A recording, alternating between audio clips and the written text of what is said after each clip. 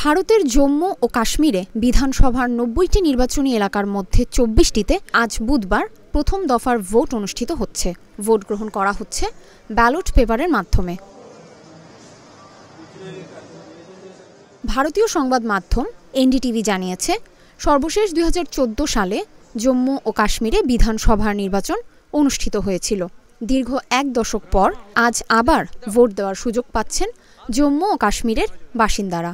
২০১৯ সালে কাশ্মীরকে বিশেষ রাজ্যের মর্যাদা দেওয়া ৩৭০ অনুচ্ছেদ বাতিল করার পর এটি প্রথম ভোট। ফলে এবারই প্রথম কেন্দ্রশাসিত অঞ্চল হিসেবে জম্মু ও কাশ্মীরের বিধানসভার নির্বাচন অনুষ্ঠিত হচ্ছে।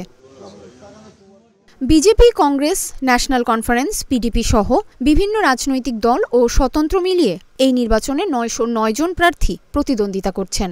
জনসমর্থনের দিক থেকে সবচেয়ে এগিয়ে আছে মেহবুবা মুফতির পিপলস ডেমোক্রেটিক পার্টি। তবে এবারের নির্বাচনে সবচেয়ে গুরুত্বপূর্ণ দিক হচ্ছে নিষিদ্ধ ঘোষিত জামায়াত ইসলামী এবারের নির্বাচনে প্রবেশ করেছে।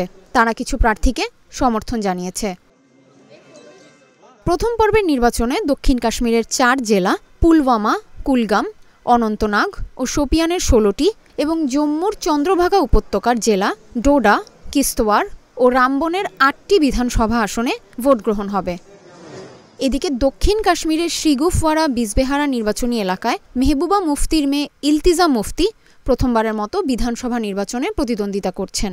৩৭ বছর বয়সী ইলতিজার বিরুদ্ধে লড়ছেন ন্যাশনাল কনফারেন্সের বশির আহমেদ শাহ এবং বিজেপির সোফি ইউসুফ। জম্মু ও কাশ্মীরে আগামী ২৫ সেপ্টেম্বর দ্বিতীয় দফায় ২৬ আসনে এবং ১ অক্টোবর তৃতীয় তথা শেষ দফায় ৪০ আসনে ভোট গ্রহণ হবে। ভোট গণনা হবে আগামী ৮ অক্টোবর।